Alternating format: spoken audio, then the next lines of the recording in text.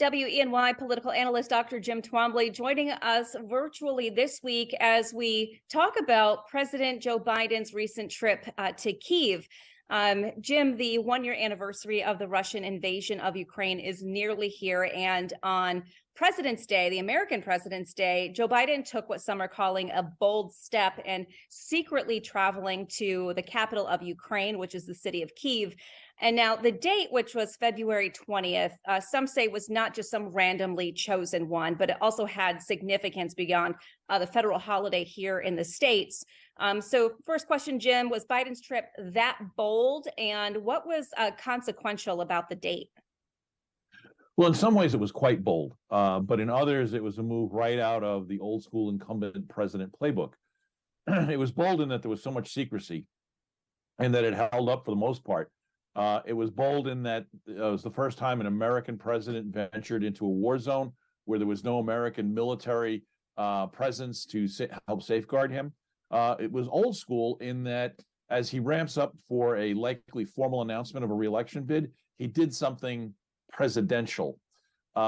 Think of that scene where he and Zelensky were walking through the streets of the Capitol with air raid sirens in the background. If that doesn't scream campaign ad, I don't know what does.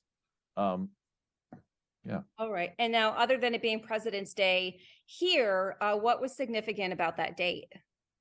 Well, February 20th, 2014 is the date of a large protest in Kyiv at which 100 protesters were killed by the strong-arm tactics of the government.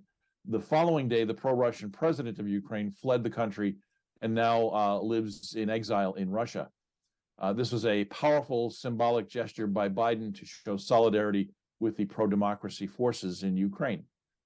Okay, and why is appearing presidential important to an incumbent president who may be seeking re-election? This is most often the case for those incumbents who have lower than usual approval ratings and are seeking to get a little boost with what political scientists usually refer to as a rally event.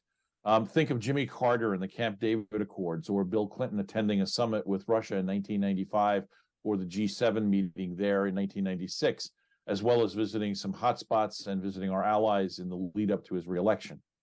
Okay, and will this visit and the speech today in Warsaw do anything to help the president's poll numbers? Well, in this era of polarized politics, the public's view of any president is pretty much locked in by their partisan identity. If he gets a boost to his approval rating, it will likely be small. While this was an old school political play, it was really more about sending messages to Putin, the Ukrainian people, and our allies. Walking steadily out in the open with air raid sirens going off doesn't hurt his image at home either. Okay. Well, Jim, thank you so much for breaking this down for us, and we hope you're feeling better, and we'll be back in studio with us next week. Same here.